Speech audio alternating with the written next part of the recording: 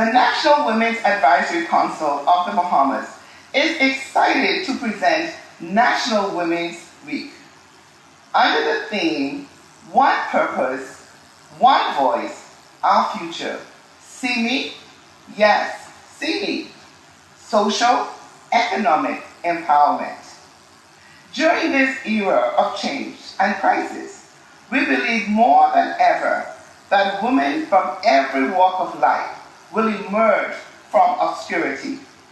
The time is now to be seen, heard, and celebrated as equal contributors to our society. Ladies and gentlemen, I am pleased to present to you two dynamic leaders in our country. Yes, they are experts in their various fields, and today our focus is gender-based violence. Yes, gender-based violence. Did you know that gender-based violence is a crime? Do you know that gender-based violence kills men, women, and children? Did you know that gender-based violence destroys our families and our social fabric? Studies show that unchecked gender-based violence not only escalates, but manifests itself in many other different ways. Children who are abused become desensitized to violence and are more likely to carry weapons to school or social events. Violence within the family, particularly against women and children, has been an open secret in the Bahamas for many years. It has also been an area where there's been shame and blame. Today's segment, we will focus on the myths, the truth, and resolutions on how we can heighten the awareness of saying no to violence in all its forms. Today, I am pleased to present to you our experts, and I would like for them to introduce themselves respectfully. To my right, Officer Adderley. Hi, I'm Dr. Indirah, Superintendent of Police, and I'm presently posted at the Western Police Station. And to my immediate left, Ms. Simone Bridgewater. Good day, my name is Simone Bridgewater from the Department of Gender and Family Affairs within the Ministry of Social Services and Urban Development. I'm a coordinator in gender-based violence and also project officer there. Thank you. Did you know that our crime problem will not be solved if we do not solve the problem of gender-based violence? And so, ladies, we recognize that crime is very serious in our country. We're seeing an escalation of crime in our country. And according to the statistics, it says that 1 in every 3 women will be affected by domestic violence. What does that really mean to us as women and in your respective roles? We're open, let's just talk. Let's have the conversation. Let me just first say the 1 in 3 domestic violence victims is international statistics. And there is a lot of debate and conversation as it relates to increasing domestic violence, particularly during COVID. But I have to say from the onset that the police statistics, our statistics, only reflect reported matters. And we suspect that there's more domestic violence issues out there, but the issue is reporting it to the police for proper investigation. Statistics from June 2019 to June 2020 actually shows a decrease in domestic violence offenses, but it may not be reflective of that social issues out there as it relates to domestic violence, but our statistics will only reflect those things that are reported for investigation. So tell us a little bit, what happens when someone comes in and reports a matter to the police? What are the steps that are taken, and how do we protect our constituents, our people who come looking for help from the police? Even when they're saying that the police do not protect them, do not help them, is that true or is that not? Help us to understand the role of the police when it comes to protection of its citizens? We do protect. If someone is, I'll give you an example, assaulted, they would come to the police, report the matter, or maybe the police would have to respond to that matter as it is in progress. We deal with that as any other crime, where we investigate, we take the statements, we investigate, and we deal with the matter. We have TIPS, which is trafficking in persons. I'm sure Simone will speak more in depth about it. They have the investigative branch in the criminal investigation department. We also have the family liaison department that's there that liaises between victims of crime and police officers. But in general, you go into a station, you make an assault, there's a statement taken, officers investigated, and persons in most instances are brought before the court. The court makes a determination after that point. It's not, I know I've heard persons actually blamed for the entire process, but police officers are only responsible for the investigation, putting the file to the court, but not what occurs in court. That is really out of our hands. And in terms of protection, I think education is the key in all of this, making persons aware of what is an offense. And we have a lot of stigma associated with domestic violence that society and communities have to address as opposed to police. We do have our neighborhood watch program that's running. We have leaders that are in those communities, and persons in the community, even if they don't want to come to the police, they can talk to them because they have a direct link with the police. So we want to encourage its education and its persons coming forward and actually reporting the matters. Oh, thank you so very much. When we talk about education, can you tell our audience if police officers are trained in special areas of gender-based violence, and if there's sensitivity training that is taking place amongst our officers? Because there are some reports that persons believe that there's no sensitivity. There are persons believing that they are left on their own. Can you just share a little bit about and confirm to us that police officers are being trained? Well, first of all, sensitivity training begins as a recruit. Okay. While they're at the police college, they do have classes in sensitivity training, and it has to do with whether it's an assault or whether it's a homicide. They have to have a certain degree of tact in dealing with the public. We have a job that I explain as this. We usually meet persons on probably the worst day of their life. So there is a certain level of tension that already exists. And in us enforcing the law, we have to be mindful that this person is having a really tough time right now. But we encourage that. We have divisions in different departments who consistently talk to their officers about sensitivity. And we do have courses, special courses that are ran at the police training college that deals with that. Okay, thank you so much. When we look at the 3 pillars of gender-based violence and ways in which we can effect it in our system, we must talk about prevention, protection, and accountability. I would like to now invite Simone, who is a leading and gender-based expert as well, who is going to talk to us about the role of the Department of Gender and Family Affairs and how we are meshing with other NGOs to advance the status of women and through education initiatives. Thank you so much, Marisa. Well, the Department of Gender and Family Affairs is a government agency located within the Ministry of Social Services, which means that we are responsible for humanitarian response. We're responsible for advocacy, for policy development, for reporting, and for building relationships, right? Because the government can't do the business of helping people alone. It's just impossible. Mm-hmm. And so, with a matter such as gender-based violence, right? When violence is enacted because of a person's gender, and as you've said already, women are experience violence, especially sexual violence and exploitation at higher levels than men do.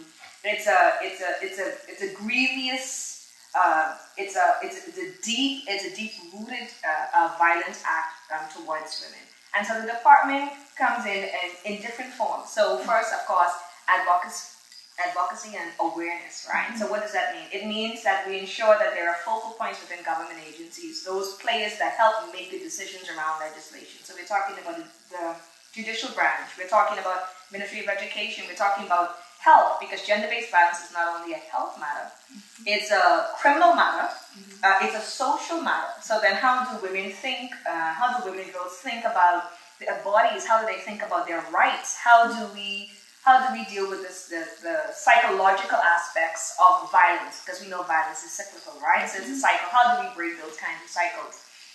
We look at it from a policy aspect, because you can give a person psychosocial assistance. They can have therapy and they can go through it and they can come out feeling empowered. But if our laws and our policies do not ensure that they are protected, okay? Because these persons who experience violence are usually from very vulnerable groups. So you may have a woman, a single mother who is dependent. She may not have status. She may be a migrant in the Bahamas, depending on a Bahamian partner who has status, who has a job to provide for her. And so that dependency causes can be rooted in violence, right? So he's violent towards her and she stays. There's a child involved. How do I take care of this child? I just continue to. And so the department works in terms of awareness, ensuring that women understand what are the rights, what do you have access to, whether you have status or not. There are some things that are just straight across the board, right? We also work with NGOs who are on the ground, the Crisis Center, Zonta, we have TLS, we have even our own committee, the National Women's Advisory Council. These persons are on the ground and they're counseling, they're helping women. But unless they're aware of what is violence, what's the recourse, then they may make the situation worse. So the department comes in and says, hey, these are the training that we offer. You want to help women? Yes, we want you to do that in a way that's not re-victimizing clients or survivors, in a way that you don't infringe upon the legislative orders or bills and acts that are already in place. So we provide training as well for those persons who are on the ground, because again, we aren't there on the islands, in Cat Island and Exuma and those Make Warner. You know, you have women who are there and they are trained and they're ready to respond. So the department plays, we wear various hats in this area, but I think our biggest, our biggest role is in terms of advocacy, policy, and awareness. Growing up as a child, the police were the most respected and revered, one of the most respected and revered professions. And so the policeman was our friend. Do you think that we still have that sense of community between the police and the community? I think that it still exists, but we have to acknowledge the parallel between the changes in society, generally in our culture, and that has impacted everything and every aspect of the human society. So as the community changes, we change as well. So when you were a child, the police, you probably hardly saw them. Now there's more need for more police officers, and we have to respond to more aggressive situations. So everything has changed. The whole gamut we have to take into consideration as we police and as society sees us in terms of our policing methods. But we are a professional organization, and we train and we teach professionalism in every instance. I hear you. What about the soft skill side of it?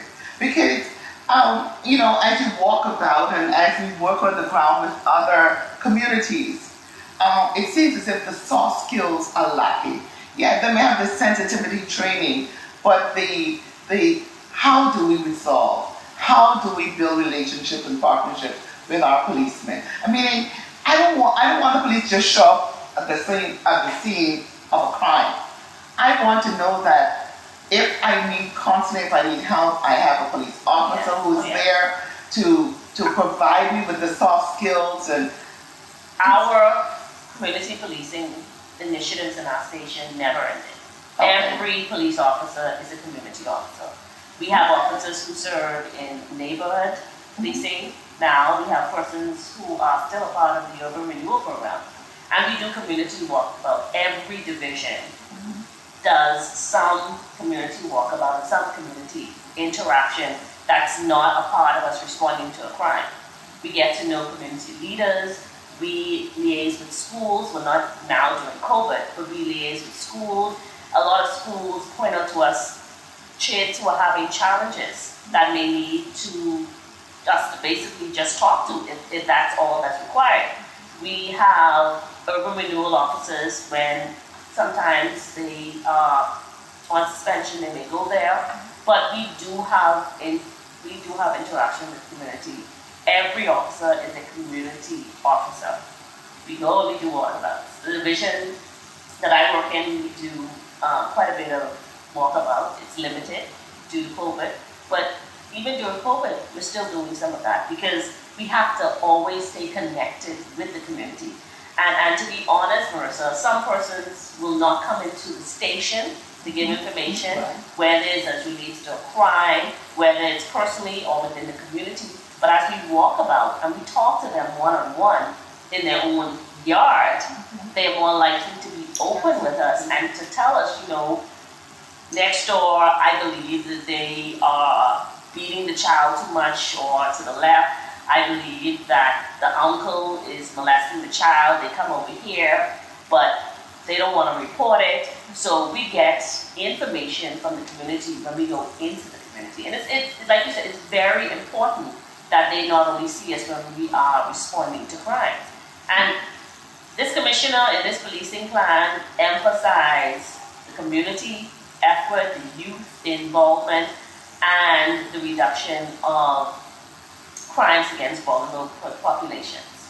And I agree with you. Do you think it has a lot to do because you have a woman, number 2, commander, who is driving the soft skills and all the emotional intelligence and breaking it down to reality? We are proud that we, for the first time, I'm a deputy commissioner, but the community effort has been an ongoing process. And successive commissioners have made that a part of their policing plan. Under this commissioner, it is mandated that we go into the community and interact with the persons in our community and pay special emphasis to our youth population. And let me say at this onset, this week we will be celebrating 56 years of policing, in policing in the Bahamas. It's a tremendous milestone, and like I said earlier, we have yet again pushed the ceiling up, and now we have a deputy commissioner, and maybe, who knows, maybe not in my time, maybe after, maybe during, we may have a female commissioner. So it's an exciting time, 56 years, and we celebrate this week. Yeah, we're expecting a female commissioner soon. Simone, let's talk about a little bit more about the role of the department in terms of getting through to some of our educational programs and forums and some of the things you do year-round. Okay, well, if persons are interested in finding a little bit more about what the department does in terms of training, in terms of advocacy, in terms of how they can be a part of what's happening in the community, definitely, because Marisa, you know, we have a whole lot going on. Okay, so you're training from different UN agencies and local agencies. They can get in contact with us at the office. We're quite happy to add them to our connections. They can call us, of course, at 397-8697, or they can email us at genderandfamilyaffairs@bahamas.gov.bs. All NGOs or even interested persons, there's more information about what they can do, even during the next 16 days of activism. And outside of that, to even all year round, how they can also be a part of the community. Thank you, ladies. I mean, this has just been provocative, exciting, and truly educational. I think we've all been inspired and empowered now that you have some information that we say no to violence in all its forms. Bahamas, we say no to violence. Join the campaign, orange your churches, your businesses, and just wear orange for the month of November, and let's continue to celebrate life. We believe that life is to be lived, and we want everyone to know that GBV is a crime. We say no to violence in all its forms. Thank you for joining us this evening.